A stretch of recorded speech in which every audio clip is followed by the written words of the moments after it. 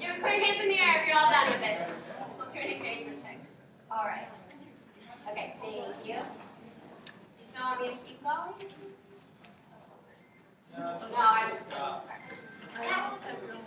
Okay, all right, so this is my thesis project, and like they said, my name is Yingling. I am a senior at Ball State University, which is located in Indiana, and I'm currently a student teaching at Kajawa Elementary in a kindergarten class. So I'm an honors student at Ball State, and as part of our requirements to graduate with honors, we have to create a senior thesis. This could be about anything we wanted. We create the requirements for the project, we create everything. So I decided to do mine on multicultural and diverse literature. Okay, this might be a bad idea. And I decided to present this information to you because I wanted it to be available to pre-service teachers. Alright, so why did I pick this as my focus?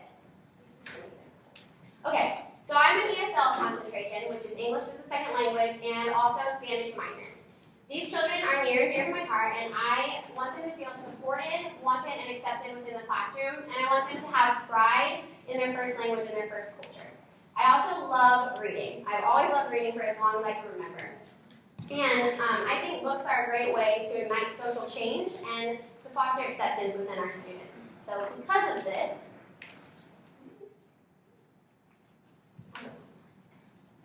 I chose to make my thesis centered around multicultural literacy and diverse literature.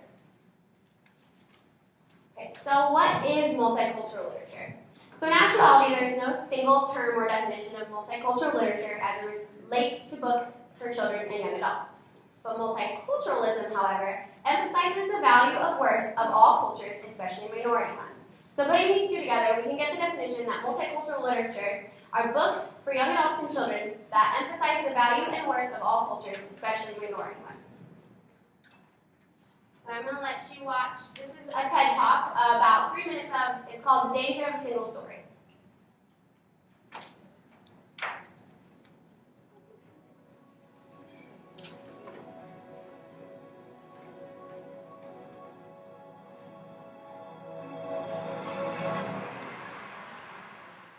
I'm a storyteller, and I would like to tell you a few personal stories about what I like to call the danger of the single story.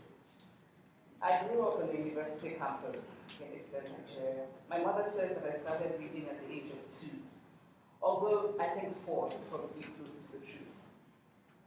So I was an early reader, and what I read were British and American children's books.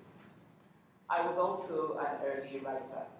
And when I began to write at about the age of 7, stories in pencil with crayon illustrations that my poor mother was obligated to read, I wrote exactly the kinds of stories I was reading. All my characters were white and blue-eyed. They played in the snow. They ate apples. And they talked a lot about the weather, how lovely it was that the sun had come out. Now, this despite the fact that I lived in Nigeria. I had never been outside Nigeria. We didn't have snow. We ate mango. And we never talked about the weather because there was no need to. My characters also drank a lot of ginger beer because the characters in the British books I read drank ginger beer. Never mind that I had no idea what ginger beer was. And for many years afterwards, I would have a desperate desire to taste ginger beer. But that is another story. What this demonstrates, I think, is how impressionable and vulnerable we are in the face of a story, particularly as children. Because all I had read were books in which characters were foreign, I had become convinced that books, by their very nature, had to have foreigners in them, and had to be about things with which I could not personally identify. Now, things changed when I discovered African books. There weren't many of them available, and they weren't quite as easy to find as the foreign books. But because of writers like Chinua Achebe and Kamara Laye, I went through a mental shift in my perception of literature. I realized that people like me, girls with skin the color of chocolate, whose kinky hair could not form ponytails, could also exist in literature. I started to write about things I recognized. Now, I loved those American and British books I read. They stirred my imagination, they opened up new worlds for me. But the unintended consequence was that I did not know that people like me could exist in literature. So what the discovery of African writers did for me was this. It saved me from having a single story of what books are. Alright, so that video is about another 17 minutes long, and I would encourage you to go find it because I think she has some really powerful insights about reading, but we're going to stop right there. So why is multicultural and diverse literature important? So students' view of themselves and of the world is shaped through the literature to which they are exposed. If children never see themselves in books, they receive the subtle message that books are not for them and that they are not important enough to appear in books. On the flip side, if children only read books about them and only recognize themselves in the books, they come to the conclusion that those who are different from them are not worthy of appearing in books. Multicultural literature can serve as a mirror of students' own cultures and a lens through which they can view the culture of others.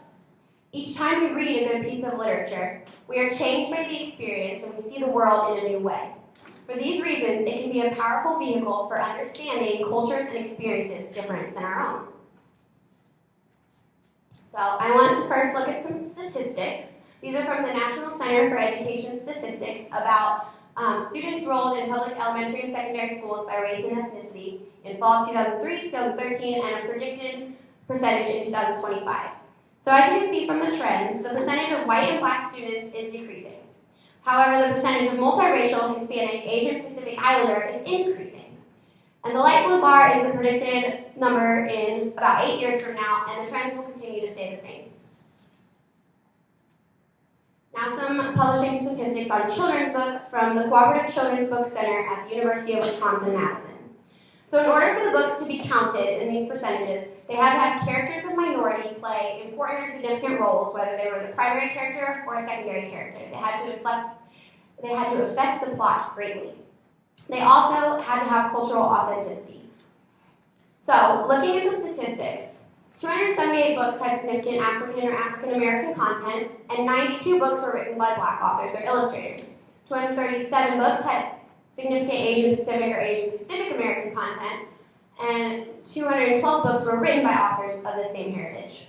166 books had significant Latino or Latina content, and 101 books were by Latino and Latina authors.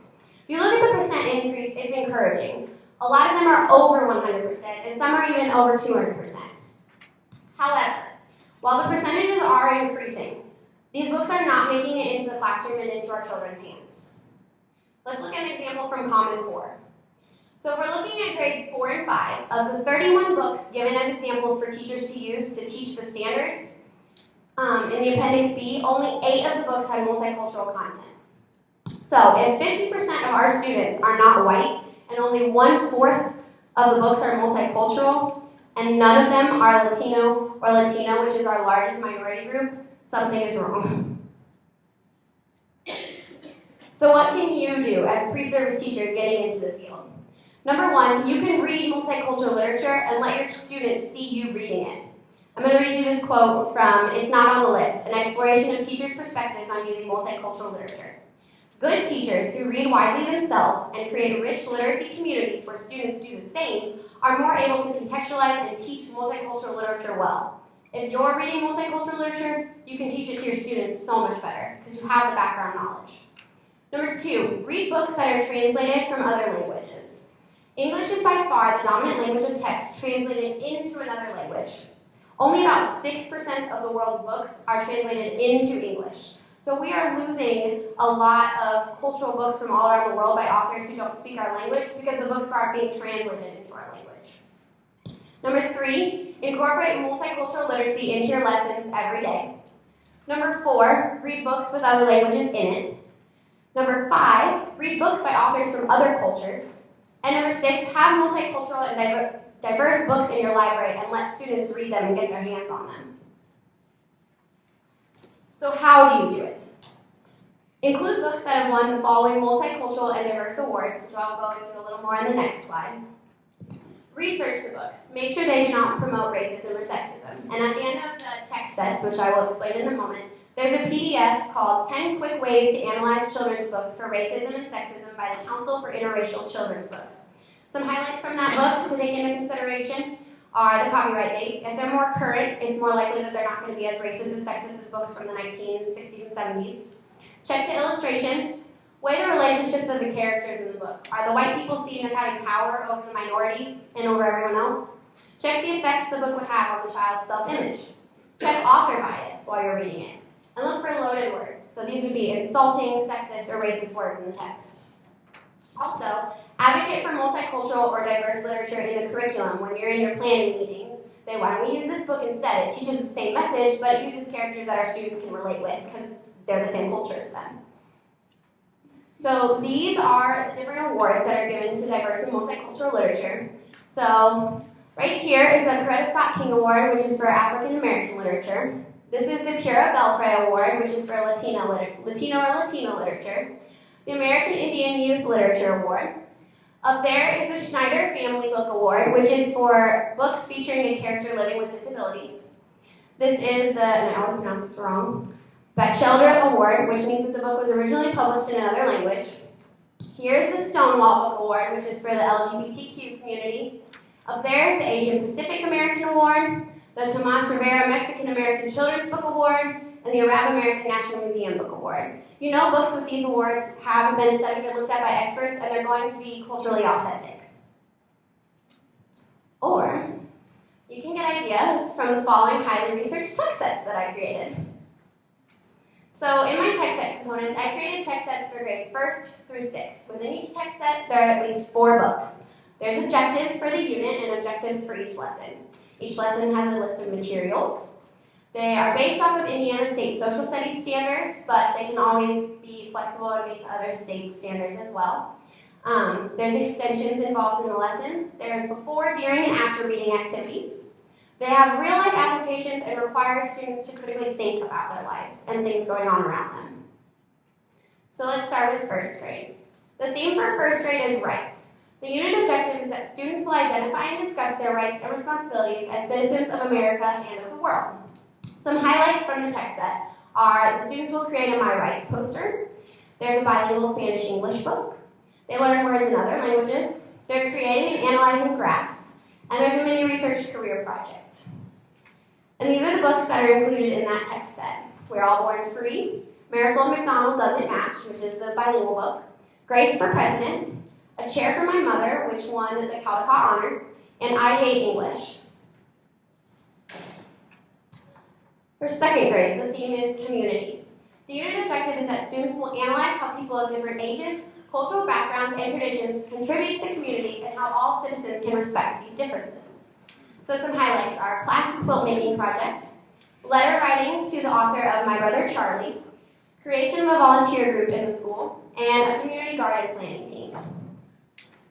And these are the books from that text set. My Brother Charlie, Stitchin' in Poland, Wanda's Roses, and Last Stop on Market Street, which won the Caldecott and the Newbery medals.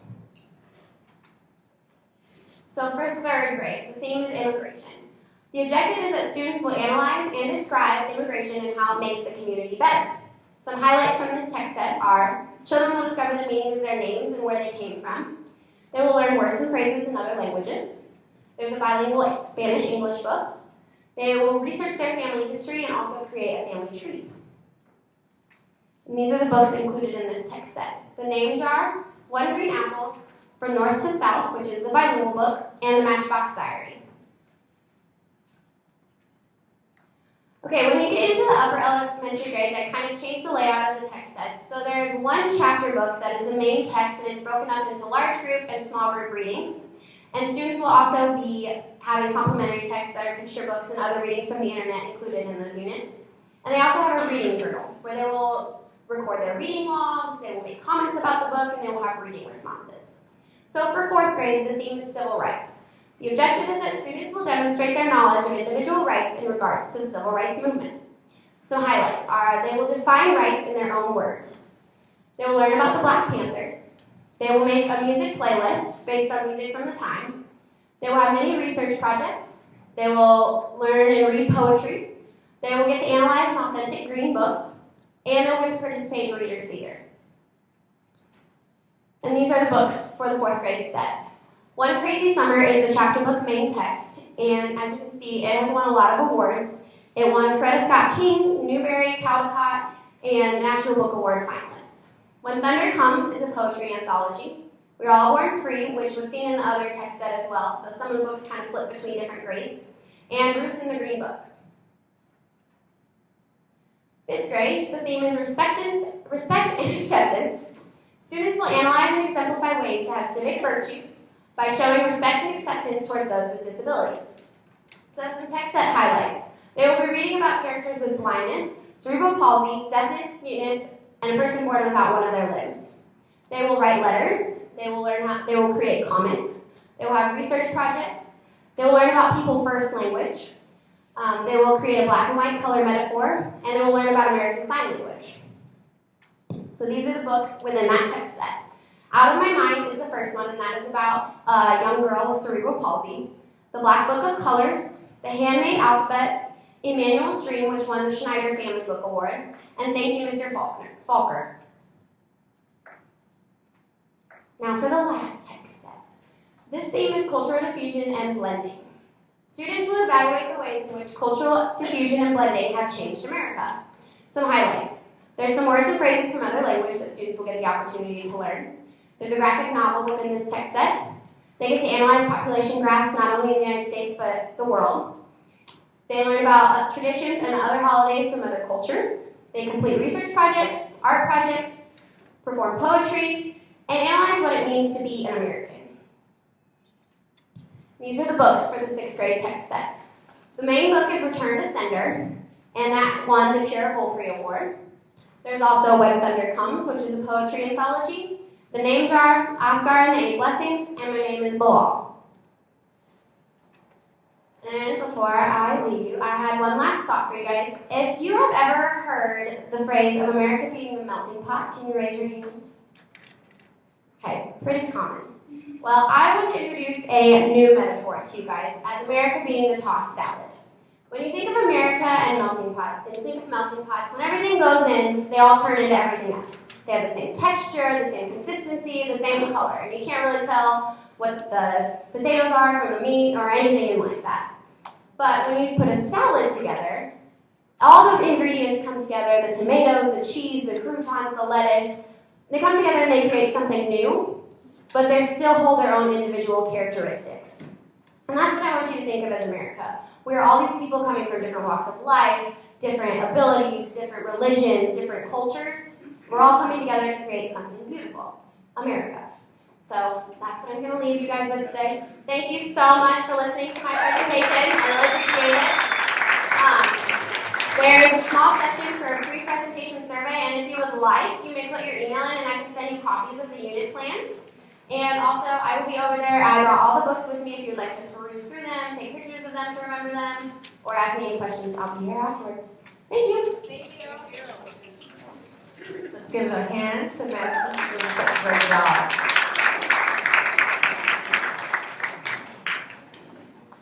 So at this time, I want to introduce our program director, Mona Miller. She comes from our special ed department.